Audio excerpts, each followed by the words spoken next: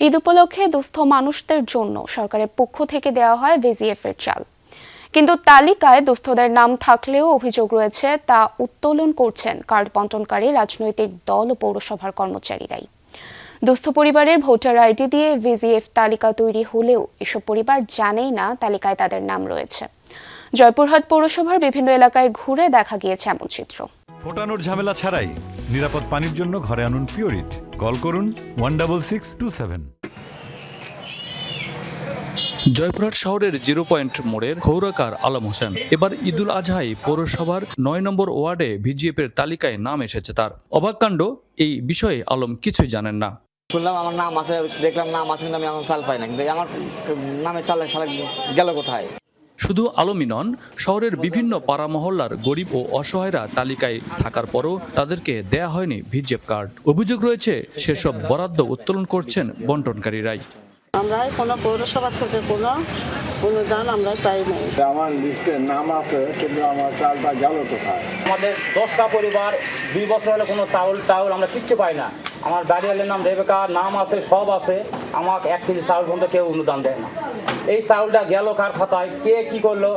গত বছরের তালিকা অনুযায়ী বিভিন্ন রাজনৈতিক দলের পাশাপাশি বৈষম্য বিরোধী ছাত্র সংগঠনের নামেও 50টি ভিজিএফ কার্ড বরাদ্দ ছিল। এবছর তাদের নামে বরাদ্দ থাকলেও অভিযোগ উঠেছে তা উত্তোলন করেছে এনসিপির নেতাকর্মীরা। এতে তালিকায় থাকা ভুক্তভোগীরা কেউই চাল পাননি। 111 থেকে 149 সিরিয়াল পর্যন্ত আমাদের বৈষম্য বিরোধী ছাত্র আন্দোলনের নামে এসেছে। এটা পরবর্তীতে জানতে পারি। জানার পর আমরা খোঁজখবর নেওয়ার জন্য সেখানে গিয়েছিলাম, এমনকি যোগাযোগ করি যে এই চালের কার্ডগুলো কই গেল। তারা আমাদেরকে বলে এনসিপি থেকে একজন এসে নিয়ে গিয়েছে। এরকম কোনো তথ্য কোনো ভুক্তভোগী আমাদেরকে জানায় নাই। যদি তারা এসে বলে তাহলে যে ব্যক্তি এই চাল উত্তোলন করেছে আমরা তাকে খুঁজে বের করে অবশ্যই তার কাছ থেকে সেই কৈফিয়ত তলব করব।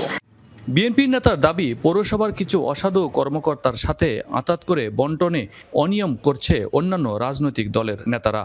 এই যে এনসিপি থেকে শুরু করে যারা আছে তাদের মধ্যে এই দুষ্ট চক্ররা বিভিন্ন সময় এগুলো করে বিএনপির ভাবমূর্তি ক্ষুণ্ণ করার জন্য তারা চেষ্টা করছে। পৌরসভার কিছু অসাধু কর্মকর্তা আছে, ওয়ার্ডের কিছু নেতাকর্মীরা এগুলো এই 2-1টা বিশৃঙ্খলা করেছে। প্রতিটি ওয়ার্ডে ভিজিএফের চাল বণ্টনে সরকারি কর্মকর্তার পাশাপাশি পৌরসভা থেকেও 2 জন করে ওয়ার্ড সহকারী নিয়োগ দিয়েছে সরকার। তবে ভুক্তভোগীদের অভিযোগ, ওয়ার্ড সহকারীরাও চাল উত্তোলন করে আত্মসাৎ করেছেন। এ বিষয়ে দায়িত্বপ্রাপ্ত মনিটরিং কর্মকর্তার দাবি, সঠিকভাবে কার্ড বিতরণ করা হয়েছে। এ বিষয়ে আমার কাছে কেউ অভিযোগ দেয়নি বা আসেওনি, কেউ জানায়নি। আজকে আপনাদের কাছে শুনলাম, দেখি যদি পাই আমি বিষয়টা খতিয়ে দেখব।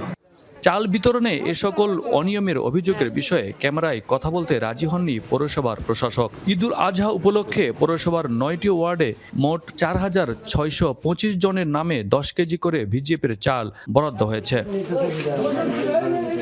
আব্দুল আলিম, যমুনা নিউজ, জয়পুরহাট।